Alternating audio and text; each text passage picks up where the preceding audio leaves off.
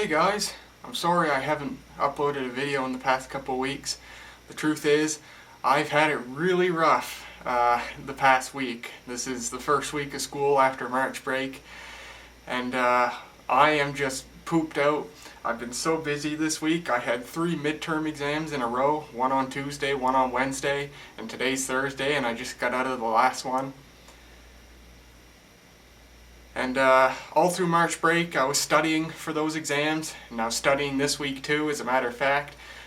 Before today, starting Monday, I stayed awake for about 65 consecutive hours with only a 3-hour nap in between, preparing for my exams. And well, I was able to get a full night's sleep last night, so I'm feeling a bit better. I've kind of recuperated a little bit.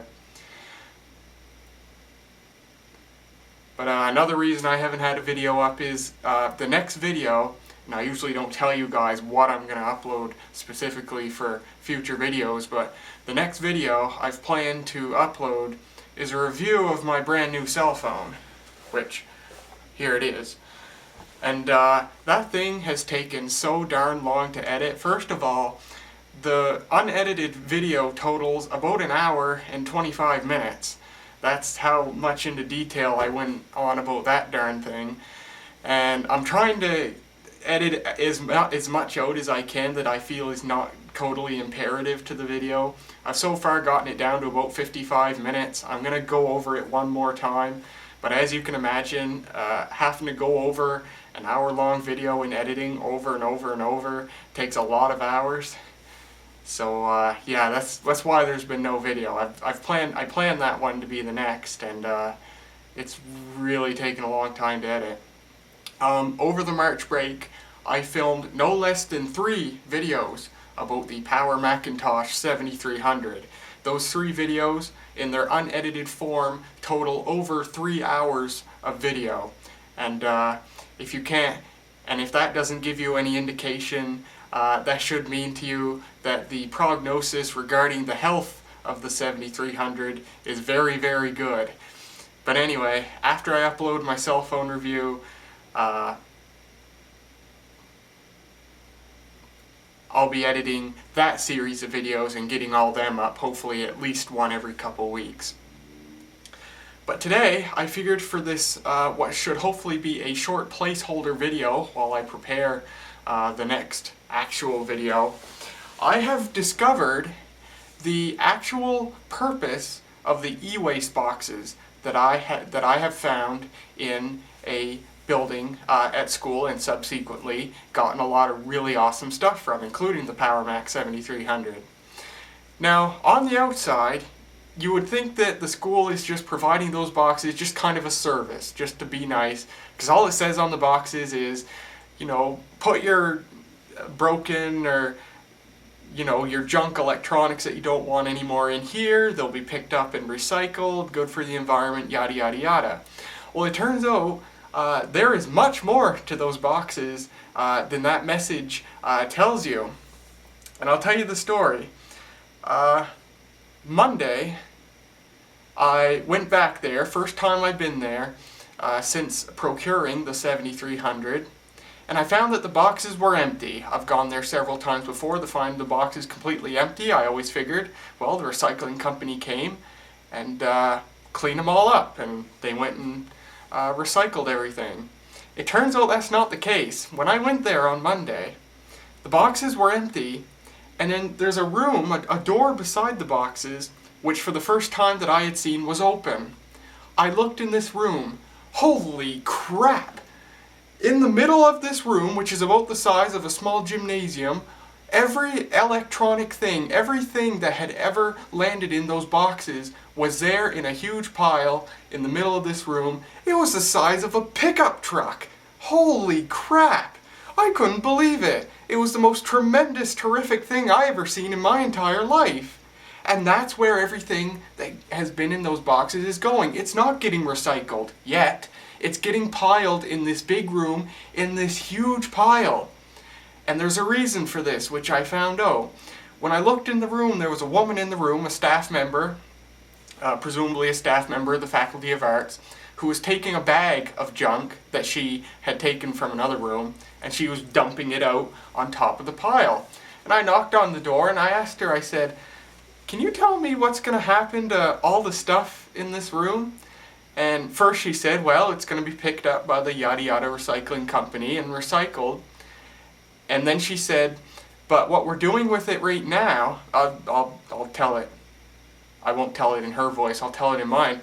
What they're doing with all this stuff in this huge pile is they're making an art piece.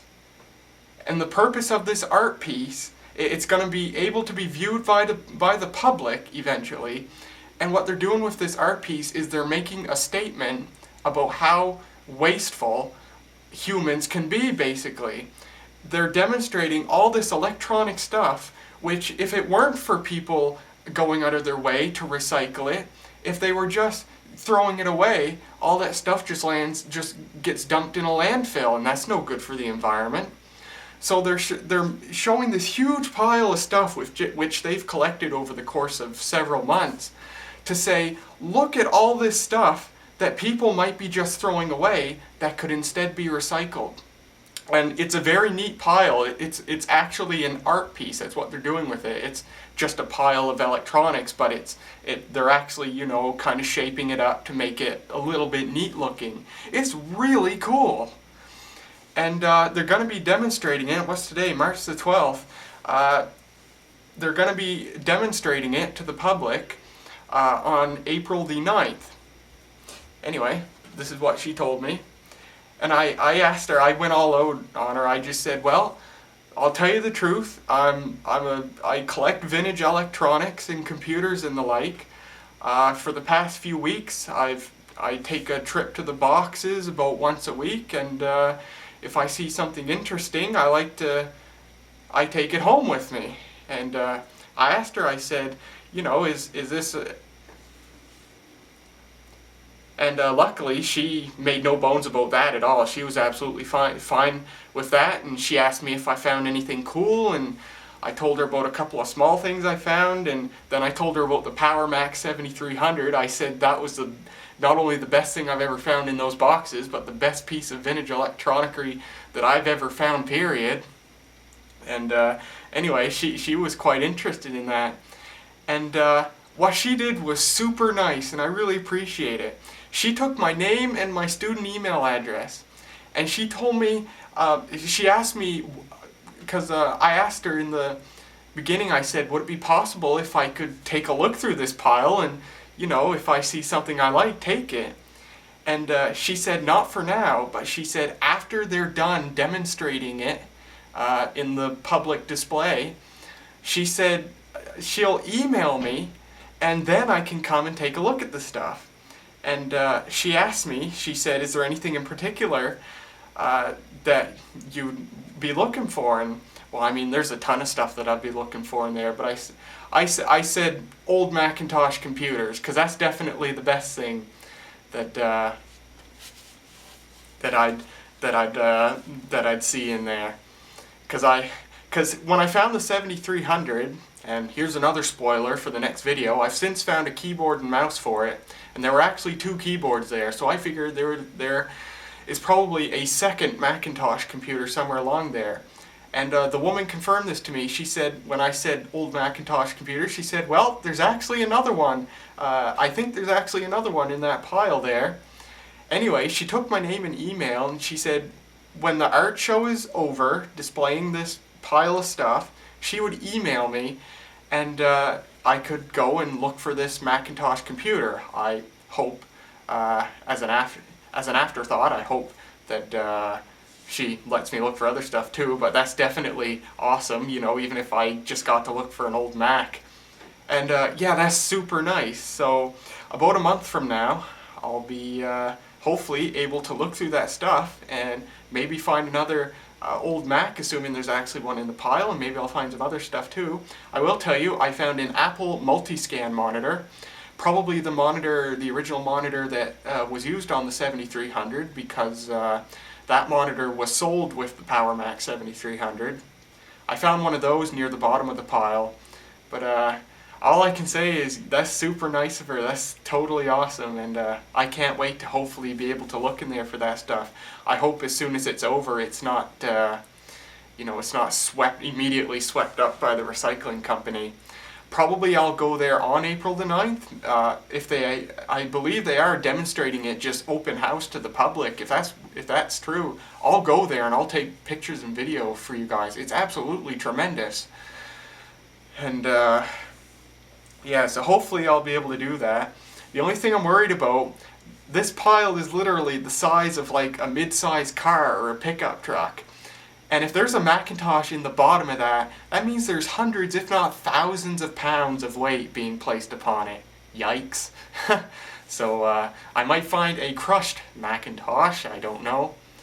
But yeah, other stuff I found there, I found a generic Chinese laptop, which is kind of interesting. I found a Technic stereo receiver from the 80s. I found a lot of cool stuff that's kind of sad to know it's going to be recycled. I mean, if I could take all of it, I would, but I just can't.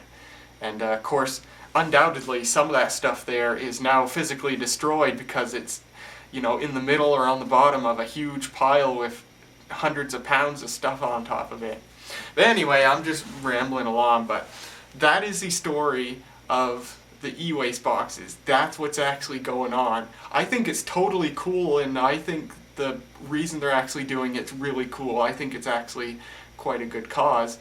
And I hope that come approximately a month from now, I'll be able to look through the stuff and maybe find even some more awesome stuff. Alright guys, I hope you found that interesting. Video of the cell phone review will be coming hopefully maybe this weekend, and then after that more videos of the PowerMac 7300 to come. Awesome, I'll see you guys later.